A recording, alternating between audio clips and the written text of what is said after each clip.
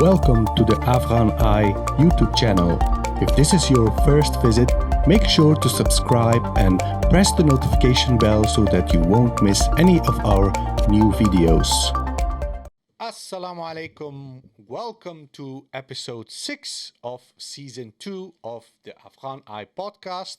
I'm your host Sangar Paikar. I'm ahmed-waleed Kakar. Today we'll be covering recent surge of news coming out of Afghanistan.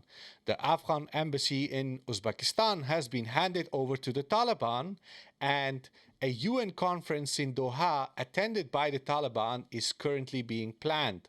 The Pakistani Prime Minister Anwar ul-Haq Kakar has given a recent interview on Afghanistan, and an unprecedented conference in Kabul was organized by the Taliban and attended by representatives of neighbouring and regional countries. The most important story on which we'll be focusing, however, with reference to a previous episode of the Afghan Eye podcast, has China finally recognized the new Taliban-led government in Afghanistan? Before we get into that, if you are new to the Afghan Eye, welcome to our podcast and make sure to follow us on X, previously known as Twitter. We're also on Instagram, and subscribe to our channel on YouTube so you can keep updated with our content. If you're watching us on YouTube, please remember you can also find us on Spotify, Apple Podcasts, and all major audio platforms. Finally, I would like to thank everyone who has tuned into Season 2, especially thank those who have become patrons of our channel.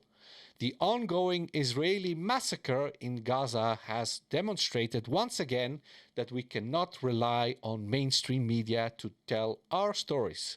If you believe in our cause, therefore, of Afghans leading and redefining the discussion on Afghanistan, you can also help us directly by becoming a patron on our Patreon page or through a one-time donation via PayPal. With that out of the way, my dear friend Ahmed-waleed Kakar, how are you doing? Allah, alhamdulillah. Fazl Dokhtaide. Not doing too badly, and I'm actually doing well considering that you're back on the podcast. Since we've returned from Afghanistan, obviously we launched season 2. There's been a steady stream of news coming out of Afghanistan. Been covering some of it, but Zaidi Khaliwu, it's not the same without you. So it's lovely to have you back. And I'm aware that, with reference to our trip to Afghanistan and our return from Afghanistan, that there have been some things, some, let's say, joint areas of work on which you've been working during, let's say, your break from the podcast. So before we get into the crux of today's discussion and the recent news, why don't you tell us about what's been going on? Yes, so next month it will be exactly 4 years since we started this whole Afghan Eye thing. The website, the articles, the podcasts, the interviews, and recently in last 2 years especially traveling.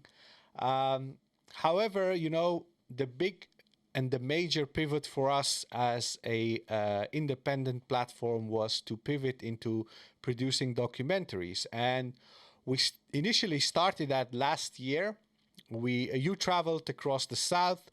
This summer together we traveled across 11 provinces in Afghanistan. We shot a lot of videos, and we also spent about a year trying to train guys in Afghanistan to be our photographers, our videographers, and our editors. However, things didn't turn out the way we wanted things to turn out, because obviously our team, they are people who live in Afghanistan, and they moved on to new jobs as civil engineers. And this is primarily, a positive development, because they are by profession civil engineers. So their success, we applaud them for their growth and success in life, but that also means that we as a team, we cannot progress because we don't have editors. And producing documentaries and producing long videos requires like dedicated people who can steadily work on one single project over the course of several days. And you and I, we are basically people who have we have full-time jobs here. We can direct, we can show what we want from the final product, but the actual editing, that requires the kind of time and commitment that our jobs and responsibilities simply does not allow us. And this basically hampered our progress, and I try to resolve this by finding new people who can assist us. But so far it has not been very successful. And on the other hand, my personal situation, like I've been so busy ever since we landed back when I came here to the Netherlands. I've been busy and doing all kinds of stuff for work, which made it very hard for me to commit to producing content and joining you in launching season 2. So, by the way, you've done an excellent job. I feel like I haven't given you the kind of support that you needed, but you did it all by yourself. So I'm very grateful to see you doing it. And to all our listeners, to all our viewers, our patrons, people who have supported us with the production and with the equipment that we have, we are currently in a phase where we have to grow and develop so that we can produce content, so that we can produce documentaries. But we are basically not there yet. However, we do have the content, and we hope to be able to, make big steps in near future. Yeah, so I mean that is ultimately the thing. I'm glad you mentioned the patrons and the sponsors and followers, because especially in terms of patrons and sponsors, there is a level of responsibility that we feel, because we have, let's say, very generous patrons and sponsors, people that were extremely helpful in facilitating some of the equipment that we got our hands on, that we used in Afghanistan. But yeah, human resourcing is a bit of a challenge, especially when you're on one side of the world and people are over there. And then there's internet connections and data transfers and people getting other jobs. So there's a lot that goes into it, unfortunately. But I would say, it's something on which we're working, and something that kind of bothers me. And I don't say that in the sense that it's something that's condemned to never come to fruition, but it's something on which we're working and which is challenging. But together with all the way that we've been able to redefine and recalibrate the discussion on Afghanistan, like you said, we're almost 4 years old. When we started, Afghanistan was under occupation, and saying that it was under occupation was enough to get a lot of people very angry. And we've come a long way, and I'd like to think that there's been a very necessary and very marked realignment of the discussion in that regard. The other thing, though, is that, when you come back from Afghanistan, I took time off work, like you took time off work. Now, personally, I didn't tell them I'm going to Afghanistan, because why attract unnecessary attention?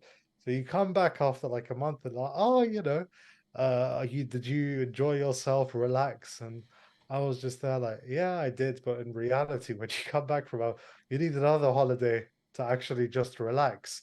When I went to Afghanistan, I came back and I was on Abdus Dagul's podcast, on which you were recently as well.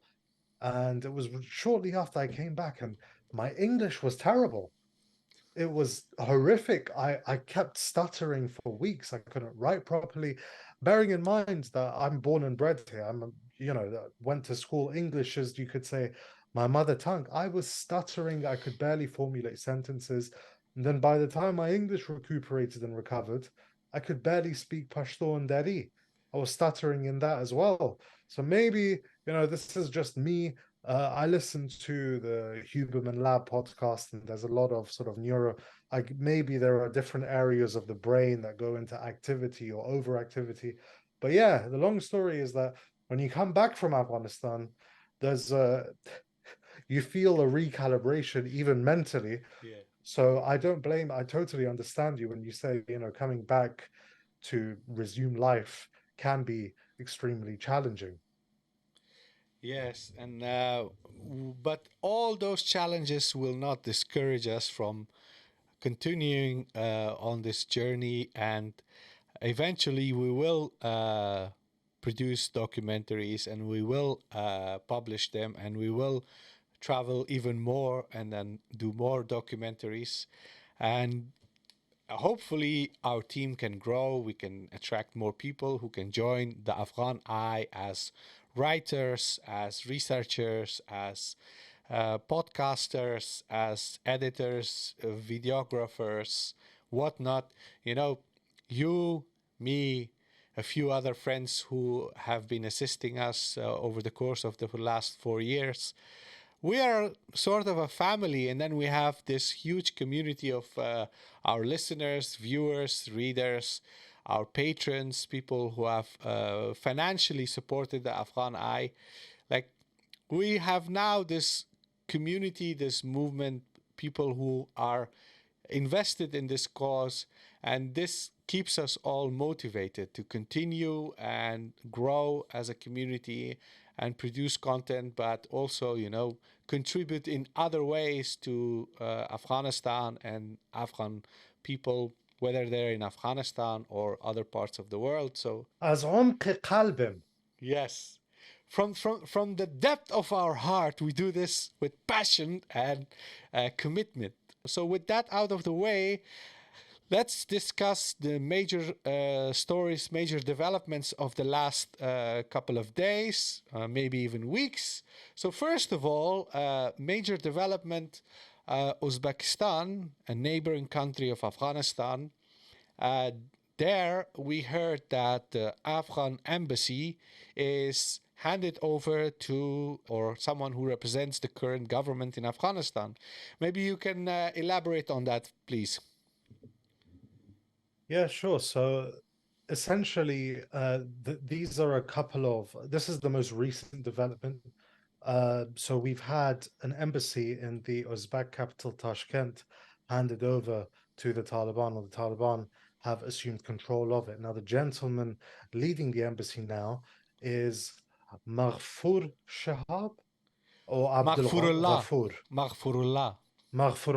Maghfurullah, Abdul Ghafur, yeah, similar kind of religious meaning behind them. But Maghfurullah Shahab is the son of Shihabuddin Dilawar, who is currently the Minister of Mines and Petroleum in Afghanistan, was previously a member of the Doha negotiating team.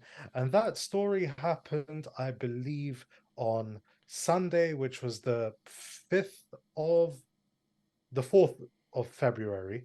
And it comes after quite a serious. This isn't the first time this has happened. There are other embassies that have had control of them, assumed by the Taliban. For example, you have Iran, you have in Pakistan, I believe Turkey, in the UAE. I'm not sure about the UAE, although I know that the consulate general in Dubai is currently controlled by the Taliban. So this is, you could say, part of a series of steps if you have official recognition being the final step, because ultimately what it means is that the government, the current Taliban-led government in Kabul, now has an official outlet, a point of contact in Uzbekistan. And from a regional and from a neighboring perspective, why wouldn't you want this to happen? Because if you neighbor Afghanistan, it makes absolutely no sense for the official Afghan embassy to be in the hands of people or in the hands of representatives of a government that is defunct, that no longer exists. And it marks, let's say, I don't want to say a new chapter, but it's a subsequent development in what is otherwise a cordial Afghan-Uzbek relationship. I covered in a previous episode the fact that there are some concerns that are outstanding between Kabul and Tashkent, especially with the Qushtepa Canal. But generally, there's a cordial relationship, and this only marks a subsequent development to that. And it comes after some other major developments, which I'm sure we'll get into. Yeah, aside from Uzbekistan, the relationship with the other neighboring country, Tajikistan, is a little bit different. There are some tensions, but Challenging. challenges, yes, and there has been also some development there. We heard recently that the Taliban-led Ministry of at least the energy company of the government has paid all unpaid bills for electricity that was due to Tajikistan, and this is also a sign of progress. It may also affect the relationship between two countries. However, I think that the relationship between Tajikistan and Afghanistan requires another whole Will podcast. remain challenging. Yes, maybe we can do a podcast on that in near future, inshallah. We could. We could, inshallah. But yeah, that is also a notable development as well, because the debts that were owed to Tajikistan, I believe there are other debts as well in electricity and energy, but the debts owed to Tajikistan were not those entirely incurred by the Taliban after 2021 and their takeover. These are debts they've also inherited. So the paying off of these debts is something that is cause for, I don't want to say cause for celebration, but a cause for optimism and reflect a willingness to essentially put the past behind and seriously engage with the region. And once again, seriously engaging with the region is a topic I'm sure we will cover going forth in this episode. We're staying with the regional dynamics, moving on to another neighboring country, Pakistan. The interim Prime Minister of Pakistan, a man with same last name as you, Anwar al-Haq Kakar, has recently given a very interesting interview. Maybe you can share that with us because, after all, he is from your tribe. Yes, so on the 1st of February, which is not too long, what's the date today? So just about 6 days ago, just about under a week ago, Anwar al-Haq Kakar, who is the caretaker Prime Minister of Pakistan, and it's also worthy of mentioning that Pakistan is due to go into elections in the next couple of days. So he's the interim Prime Minister that has been in office since Imran Khan was deposed and subsequently imprisoned. Anwar al-Haq Kakar gave an interview to Khaybar News on the 1st of February 2024. Now, I'm not in a position to comment with certainty on the Pakistani media landscape, but Khaybar News, as per the name, is probably the principal Pashto TV channel in Pakistan. And the fact that he gave this interview to Khaybar News is notable because he has given interviews and appeared in public and talked about Afghanistan in English and in Urdu. But the fact that he gave this interview to Khaybar News reflects a couple of things. First of all, I noted this on Twitter. It reflects the desire or the desire essentially to be heard across the Durand line in Afghanistan. Were he to give an interview in Urdu or in English, the audience in Afghanistan would be minimal relative to an interview in Pashto. And this was pointed out as a sort of a supplementary point to this point about the Afghan audience by a couple of anonymous guys on Twitter in my replies. I forgot their usernames, but you have to give them credit. They also pointed out that it also reflects his desire to be heard locally in KPK. And this is very important because in Pakistan, obviously the majority of the population are not Pashtun and do not speak Pashto. And therefore, this and attitudes toward Afghanistan, of course, diverge quite strongly in Pakistan. in KPK, with its general sentiment of being less hostile toward Afghanistan, more willing to avoid confrontation and escalation with Afghanistan, because the KPK province, Khyber Pakhtunkhwa, is adjacent to Afghanistan. Any escalation of hostilities or tensions will adversely affect people in Khyber Pakhtunkhwa and in Balochistan, just as it will affect the people adjacent to the Durand Line in Afghanistan. So it's natural that people there will want to avoid any sort of escalating tensions, whereas other parts of Pakistan may not exhibit that same level of reluctance.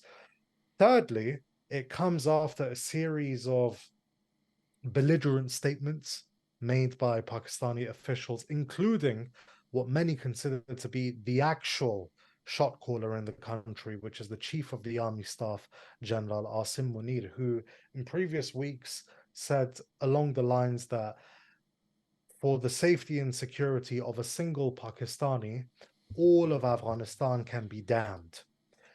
Now, given that he said that and it was reported widely in English, it went international as well, the fact that Kakar is giving this interview in Pashto means that maybe he doesn't want the rest of Pakistan to hear him say things that may go against the official line that is being put out there by General Asim Munir.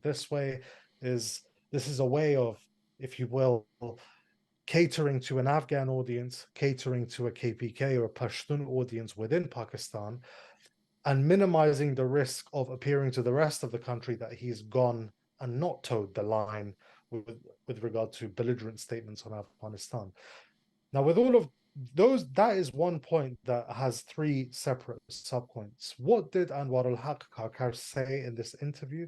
To my mind, he made rather conciliatory remarks toward Afghanistan, which obviously goes against Afghanistan can be damned for the security of a single Pakistani. He said that Afghanistan currently is relatively more stable than it has ever been in the past 40 years. That he absolutely does not consider, and this was the key point for me that I noticed as well, Afghanistan is absolutely no threat to Pakistan.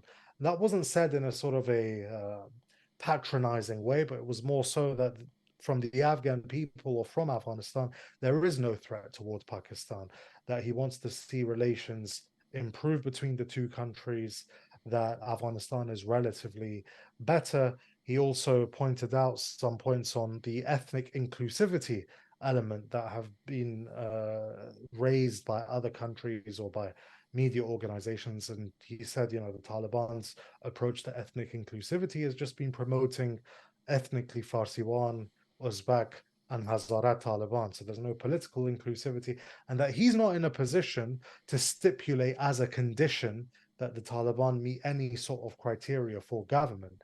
This is literally what he said. He said a demand or a condition is given by a superior power to an inferior power. Pakistan was not superior. It was a brother, it was a partner, it was a friend, and so on. Conciliatory remarks to one side, however, it's difficult to anticipate that this interview in and of itself will mark any sort of significant change in the trajectory in bilateral relations, because the fundamental issue of the TTP and their presence, real or alleged, in Afghanistan is fundamentally unchanged. In this interview, Kakar said that, alluding to, so as an extension point towards saying that Afghanistan was no threat, he asked, is it possible that some people are using Afghan soil to harm Pakistan? He then also in the interview spoke about what a mistake it was previously to engage in negotiations with the TTP. So then went on to rule out any negotiations with the TTP and invoked classical religious rulings on those who are termed as Bughat or rebels. He said that Pakistan is an Islamic state, its constitution is Islamic, it upholds the notion of sovereignty belonging to Allah, and because various scholars have considered it to be an Islamic state, by extension, those rebelling against this state were Bughat, and we all know that Bughat or rebels are given the death penalty. So fundamentally, as long, and he himself said, if this issue can be resolved, the relations could improve. But in the absence of the resolution of this issue, the rest of the conciliatory remarks remain just that, conciliatory remarks. the grand scheme of things, difficult to see how this can change much. Okay, so when Kakar became the interim prime minister, he was sort of an unknown figure.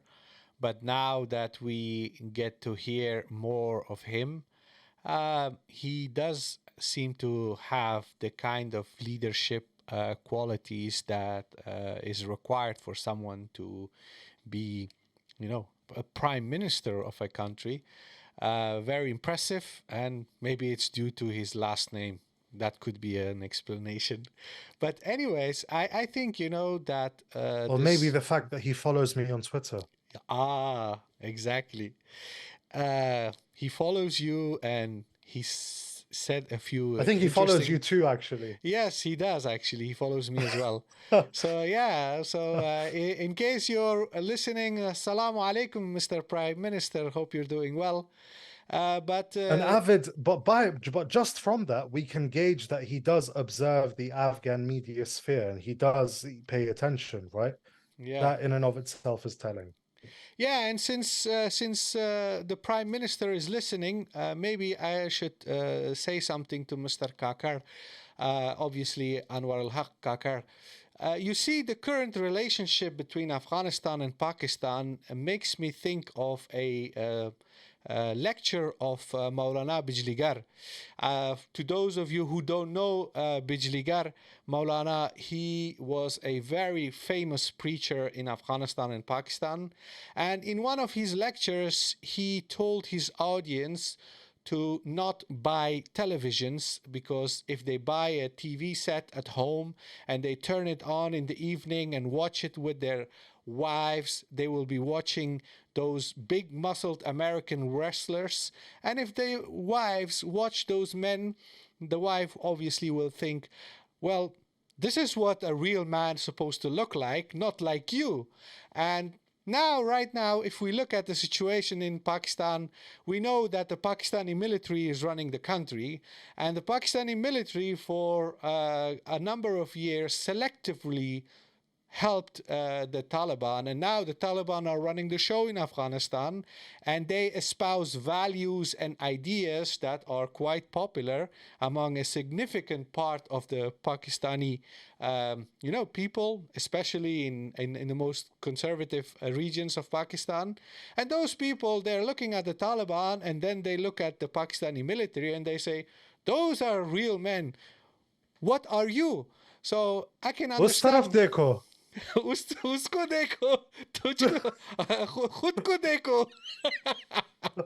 So I think, वहाँ Pakistan. क्या हो रही है?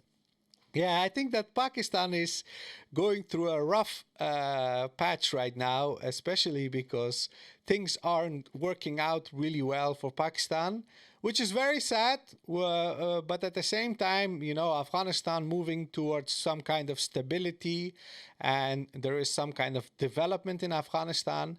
And it is natural for the more conservative constituencies in Pakistan to say, well, maybe this current military dictatorship doesn't work for us. Maybe we should have something like the Taliban. And I can understand the tensions and growing discontent in Pakistan. So I would say to Mr. Kakar, please try to be more reconciliatory towards Afghanistan, but also different constituencies in your own country, because stability and peace in Pakistan benefits both Afghans and Pakistanis. And yeah, I mean, whilst we're at the point of addressing Anwar ul-Haq Kakar, I would say to the Prime Minister, who's presided, by the way, over the decision to deport 1.7 million Afghan refugees, that scapegoating Afghanistan and Afghan refugees specifically will not help to ameliorate, mitigate, or reduce the domestic tensions and fissures within Pakistani society. Those domestic tensions and fissures will not be resolved by scapegoating anyone else. And in addition to being more conciliatory towards Afghanistan, and I would also address this to the man who many consider to be the actual shot caller in Pakistan, the chief of the army staff, the way to reduce those domestic tensions is to actually funnily enough, create an inclusive setup in Pakistan where everyone feels represented and everyone feels that their aspirations, ideals, and values, the basis on which Pakistan was supposed to have been founded, are represented in government. Yes, and let's move on to a more positive development, which is again regional. We are not moving away from regional topics today. Recently, there We should was call ourselves the Central Asian Eye. the Central Asian Eye. That would be fantastic. Yes, so there are more regional developments around Afghanistan. Recently, on the 29th of January, there was a conference in Kabul under the banner Afghanistan Regional Cooperation Initiative, and all neighboring countries, all of them, attended this conference. This was a major development, and it ties into the question that you posited at the end of your introduction with regard to China having or having not officially recognized the Taliban-led government in Afghanistan. So on the 29th of January, like you said, a conference is convened in Kabul and is attended by representatives from regional and neighboring countries, including Russia, China, India, Pakistan, Turkmenistan, Kazakhstan, and Uzbekistan. This is significant because you and I and those observing the Afghan sphere are pretty much accustomed to conferences. On the one hand, conferences being convened about Afghanistan, and secondly, the Afghan Ministry of Foreign Affairs being present in and attending those conferences. So one could say what's really important, and it's always something about regional cooperation and things of the sort. But this is significant because this was, for the first time, a conference that was convened in Kabul. And if it was convened in Kabul, it means that the person convening, or the body or the country convening this conference, is the one deciding the agenda. And in deciding the agenda and then subsequently sending out invites to all of these regional representatives, and therefore those representatives attending, means that they've agreed to this agenda. So it's the first. It's not like a foreign conference in Tashkent or Islamabad or God knows where else where Afghanistan is attended, and the agenda is we're going to discuss the problem child of our region, and we'll bring along the problem child to incentivize him to feel like he is included, and maybe he will reform his behavior and stop being mean to everyone else. No, this time the problem child actually invited everyone in his own house and set the agenda. So it's a significant development in that sense. And it ties into, like I said, the question that you posited towards the end of your introduction about China specifically. But it also, and just before I wrap up, the attendance of India here, bearing in mind that we just spoke about Pakistan, is noteworthy because India during the Soviet occupation was in favor of the communist regime because it saw the Mujahideen as Pakistani proxies, and during the war on terror and the occupation of Afghanistan was very firmly allied with the Karzai and especially the Ghani regimes in Kabul, and resultantly opposed to the Taliban, who it saw as a Pakistani proxy. However, the events of the past 2.5 years and the subsequent downward spiral of relations between Islamabad and Kabul seems to have had something of an effect and an impact on India's perspective toward the Taliban and its government of Afghanistan. And whether or if this will have an effect in bilateral relations between Pakistan and Afghanistan remains to be seen. But the presence of India is noteworthy and, yeah, worthy of attention. But now, this is a totally new development, which also reveals that Kabul is now capable of not only hosting all neighboring countries with all their tensions and conflicts and rivalries, but they can actually do that in a way that is seen as constructive and in a way that everyone sees their own benefits and own interests being, respected, which I think, eventually that would be an ideal situation for Afghanistan, first and foremost.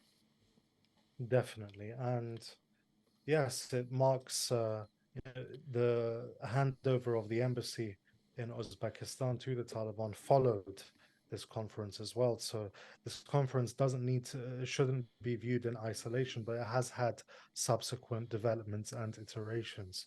And the key takeaway here, however, is that the problem child of the region, the misbehaving child, actually managed to do this, and not just do this, but for everyone else to acquiesce to its handling of and compiling of the agenda to be discussed. And bearing in mind that on the next day after this conference, a major development, which is the main story of today's episode, is the Afghan ambassador in Beijing meeting the Chinese leader. Waleed, what happened exactly on that day? Yes, and this is the major story and the major question that we're trying to grapple with here in this episode of the podcast. And that is, has China finally recognized the Taliban-led government in Afghanistan? A day after this conference, on the 30th of January, in a ceremony attended by over 40 diplomats from around the world in Beijing, the Afghan ambassador-designate was received by and had his credentials accepted by the Chinese President Xi Jinping. Now, just for context here, Sangad, we also did a previous episode discussing the same question about whether or not China has officially recognized the Taliban. So for everyone that hasn't listened to the episode, go and listen to that, because there is some homework over there in terms of the history of China's relationship with the Taliban. And so this is a major development, because previously in early December, a ministry, previously in December, an official at the Chinese Ministry of Foreign Affairs had received Bilal Karimi, the Afghan ambassador-designate to China. And in that previous episode in which I discussed this, I highlighted that this was a relatively junior official that was present to accept the credentials of Bilal Karimi. And I said that usually, in state-to-state relations, it's not something so much a junior official that does this, even if the act of accepting a foreign nation's ambassador implies a full bilateral relationship, a normalization of a relationship, or in the Afghan instance, recognition. So what happened? The Chinese president, the Chinese head of state, as in there's no official higher than the Chinese head of state, in a ceremony Maybe, attended maybe by the over spirit of 40, Mao. maybe the spirit of Mao, but in a ceremony in which 40 other diplomats are also present to have their credentials accepted by Xi Jinping, the Afghan ambassador designate is present.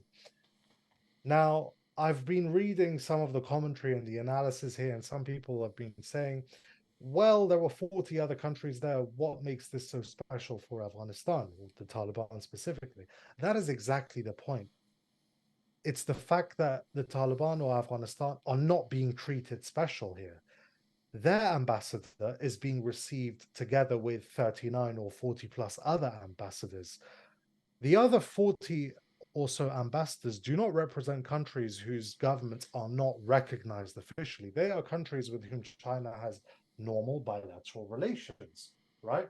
So it follows that if Bilal Karimi is included in this category, that the Chinese consider Afghanistan, or the government of Afghanistan, to be a government with which it has formal bilateral normal relations, as in this is another day in the office. We spoke to two Afghan experts on what this means for Afghanistan, how these developments are important, and more importantly, how these are interrelated, if they are interrelated. The first expert to whom we spoke was Abdul-Haq, a previous guest on the Afghan Eye podcast. I didn't host him personally, you did, but he was a PhD in international relations. And what I asked him was, are these developments interrelated?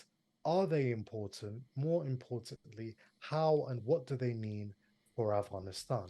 And Abdul Hayy told me The regional approach since 2021 toward the interim Afghan government has shifted from hesitance to increased confidence in its ability to be engaged with as a partner. Abdul-Haq went on to say that the proactive steps taken by the region toward Afghanistan may, in the near future, trigger a flurry of reactive Western diplomatic outreach toward Kabul. These two developments signify the beginning of the end of the West's monopoly on forming the international approach to and consensus on Afghanistan. I also spoke to the former Afghan ambassador to France and Canada, Omar Samad. And once again, I asked him what these developments mean, how they're important, if they're important, and whether these two developments, that is, the conference and the reception of the Afghan ambassador in China, were interrelated. Omar Samad told me both developments are interrelated and seem to represent a gradual regional relaxation of the semi-isolation Afghanistan has been experiencing for the past 2.5 years. The recently convened gathering in Kabul was a multilateral regional event in which diplomats and representatives attended and exchanged views to resolve respective priority issues based on an agenda decided by the caretaker government. Samad went on to say that the formal credentials reception by the Chinese president of the Afghan envoy reflects China pushing the boundary of formal recognition to almost 99% short of a formal announcement. Despite calls for flexibility on girls' education rights restrictions and for national political outreach issues by many in the international communities, both developments reflect the regionally focused and economically oriented diplomacy pursued by Kabul. Samad concluded and said, despite differences on how to prioritize Afghanistan-related concerns, diplomats in other countries, especially in Western donor nations, will be watching the new developments very closely. The upcoming UN-sponsored meeting in Doha offers an occasion for stakeholders to exchange views and, if there's enough consensus, to decide on a revised roadmap to enable Afghanistan to fully reintegrate in the global system. So both of our experts are saying that both of our experts are saying that the two developments, the conference and the formal credentials reception, are interrelated, and what they reflect are the fact that the Taliban have given priority to the region in terms of diplomacy and diplomatic outreach. And bearing in mind, we spoke about how the outreach to India may trigger a reaction to Pakistan that is yet to be seen, whether positive or negative. The other thing that's been highlighted here is that the consensus on Afghanistan is being eroded, as Khalid Saib said, by the region. The region is no longer willing to take direction or guidance from the West for political or domestic policy reasons on Afghanistan, because even if, and we know Western policymakers are looking to re-engage with Afghanistan, they may be hesitant to do so boldly because the region generally does not consist of democracies. Western countries do, and an outreach to the Taliban may not go down well with the electorate. And on the basis of that, the calculation in Kabul also seems to have been that the key to unlocking greater diplomatic activity and engagement with the West is not in the West, it's actually in the region, because that would then prompt the West into reaction and thereby increase engagement with Kabul. And the other issue as well is obviously, as mentioned by Samad Saib, there's an upcoming conference in Doha being planned by the UN in which Afghanistan will also be attending. But speaking of reactions in Western capitals, we had the American spokesman for the State Department asking for clarity on whether from China on whether or not these developments represented formal recognition of the Taliban-led government. And we actually got a response from the Chinese Ministry of Foreign Affairs. And the response was from Wang Wenbin, who's the spokesman for the Chinese Ministry of Foreign Affairs, who said, quote, "It's a normal diplomatic arrangement for China to receive the new ambassador to China sent by the Afghan interim government and for him to present his credentials to the Chinese leader." And Wenbin went on to say, "You asked whether China officially recognizes the Afghan interim government. I would like to say China believes that Afghanistan should not be excluded from the international community. And this actually relates to what I told you earlier, saying it's that there's been a lot of discussion about, well, this is nothing usual. There's supposed to be some sort of great announcement that people are expecting of, we recognize the Taliban. But listen to what the Chinese foreign ministry spokesman is saying here. He's referring to it as a normal arrangement with the Afghan interim government. This is just normal. It's business as usual. It's another day in the office. We do it with XYZ. We'll do it with the Afghan interim government. And like Samad Saib said, short of a formal announcement, this is essentially in practice as well as in appearance, 99% recognition. The only thing remaining is an announcement. And given the trolling attitude of the Chinese foreign ministry spokesman, I don't think they feel obligated to do anything of the sort. What is understood and what is observed does not need to be said. Exactly. And you also discussed this at length in a previous episode, but I think the relationship between the Taliban and China is very interesting because, on the one hand, we have a communist Chinese government. Which is, denying Muslims their right in East Turkestan, and China has a very small border with Afghanistan, which is the Wakhan corridor. Recently, we've heard that there is a road being built in Wakhan corridor, which will connect Afghanistan to China. Right now, there is no road connecting Afghanistan with China. So we've heard that this is a major development in Afghanistan. A road is being built. And then there was a statement by one Chinese authority saying that they're actually concerned about this project, which, it appears to me as something very confusing. We are receiving very mixed signals from China. And on the one hand, they seem to be very concerned about possible Uyghur militancy from Afghanistan threatening China. And on the other hand, they are the first major power in the region who have sort of extended their hand towards the Taliban.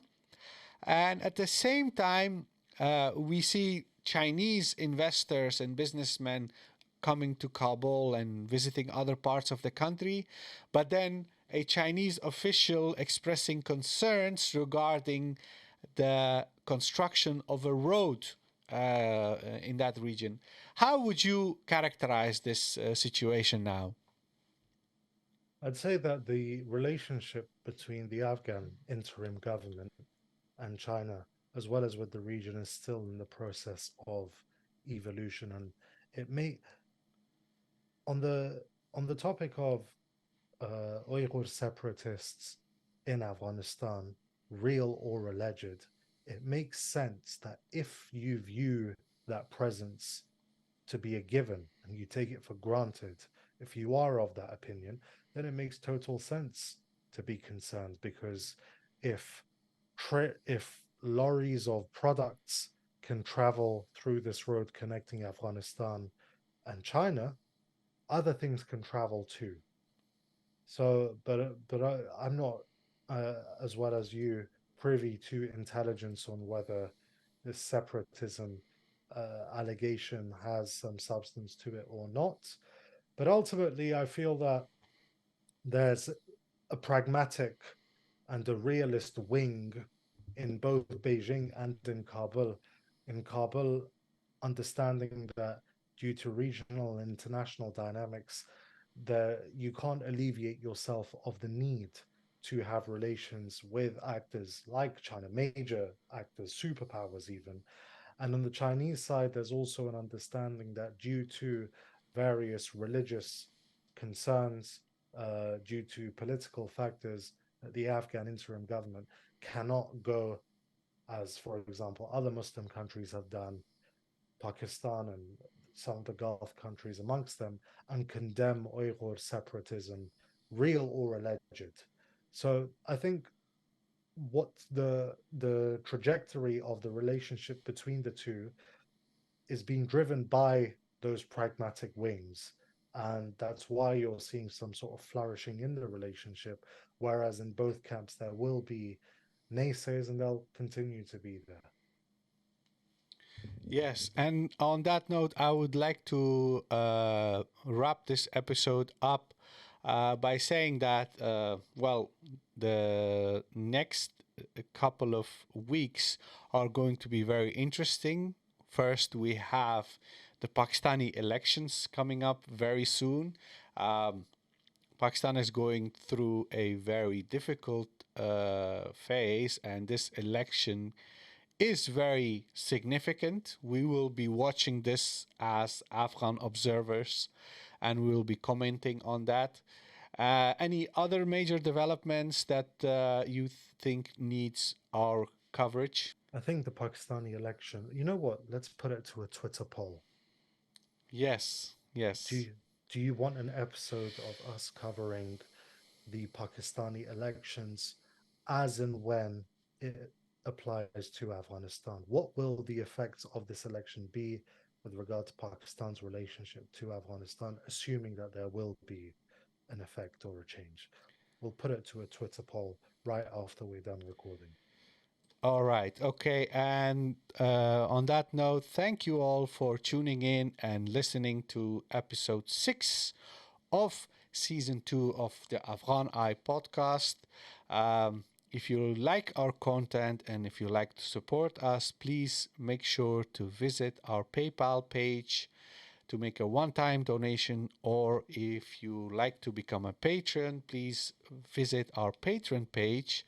And if you're not subscribed yet, make sure that you subscribe to the Afghan Eye.